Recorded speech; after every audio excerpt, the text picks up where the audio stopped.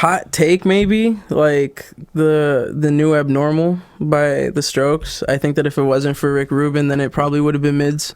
You know, I was actually going to bring up Rick Rubin for the exact opposite reason. No, yeah, he's notorious for shitting all over records and taking big steamy diarrheas all over their mixes and making them sound like a big fucking Lewis almost choked. Fuck.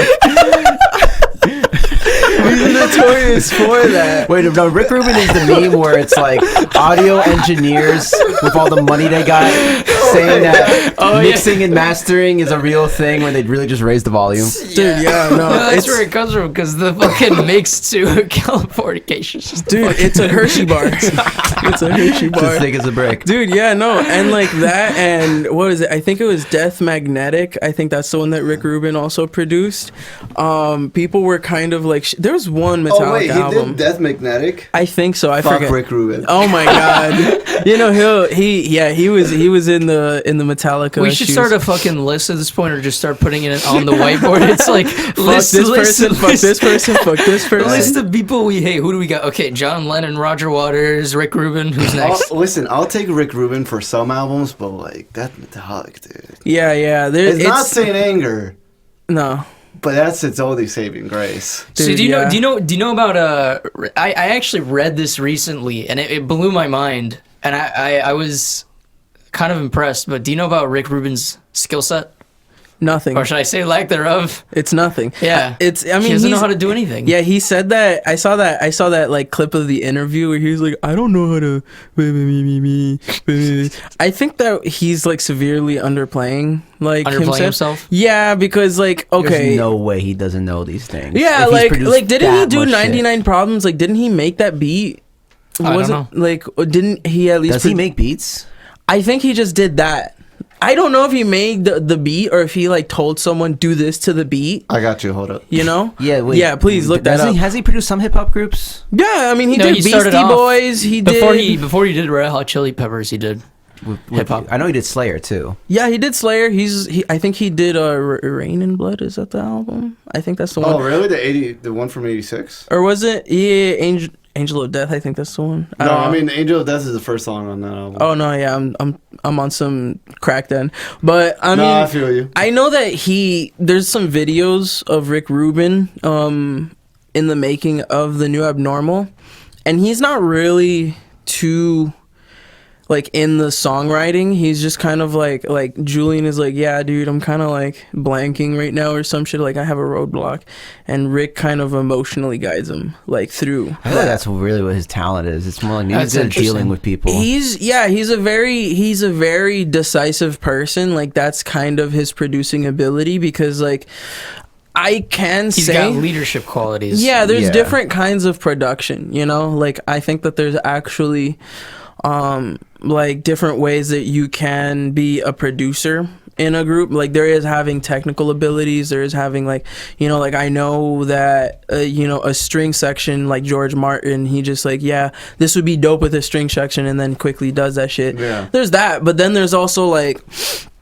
whenever an artist is like going through the songwriting process, I think he like figured out how to talk people through that, you know, like the different most of the stages. Stories of Rick Rubin is that. Yeah, I know for the One System of a Down song, Chop Suey. Yeah, the way they do that one little bridge, it's just he told them just go grab a book and just open a page and just sing it, and that's that one part. Yeah. In your heart forsaken me. In your arms forsaken me. Yeah, like the bridge. Like that's like a text from like a book that he randomly grabbed from like Rick Rubin's library while making the song, because he was like, there's like a second part of the song that I want to go into, but I don't know what the fuck to say. And you know, that's that story. Yeah. Interesting. Yeah. So Rick is kind of like, he's kind of a meme. Yeah, he's kind of like, for lack of a better term, a rock in a storm. You know, I see.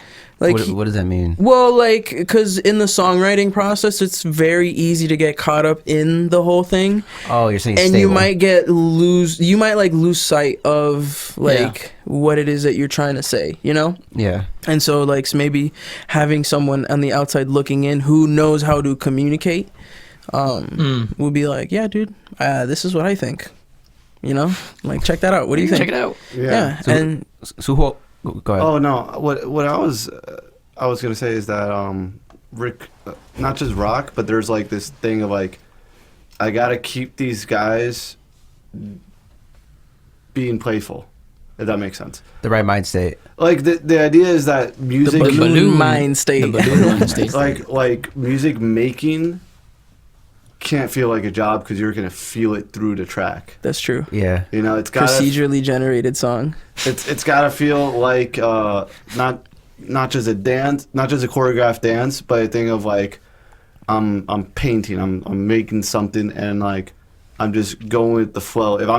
If an artist is thinking too much, even if they get all the notes right, you can kind of feel it like in the music. It's a bit stagnant.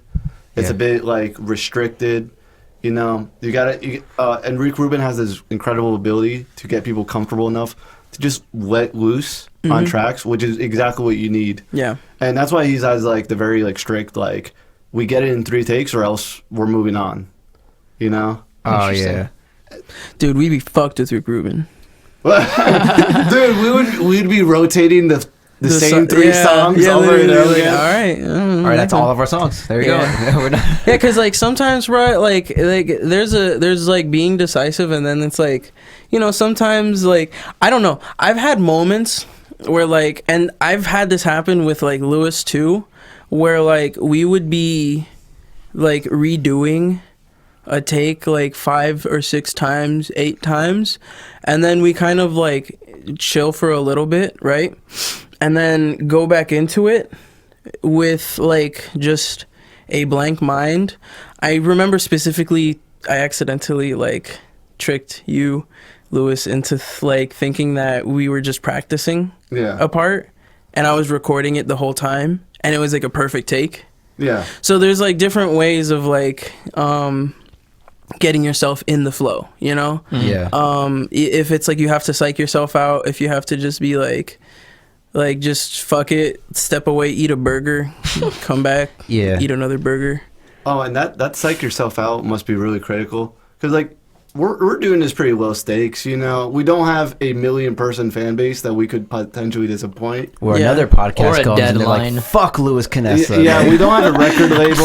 I hate Oh Louis my Canessa. God. Oh my Jesus. Fuck Pierre. Oh my god, such pretentious fuckers. I understand exactly where they're coming from, but like you don't have like the house that you need to pay off, right? Yeah. Right. And when you're in a professional musician at that level, where you got nothing else but the next record, you getting the perfect take, I feel must be like It's essential. no, it must be so fucking like Liberating. yeah, like mind boggling, like it gets in your head type shit, like.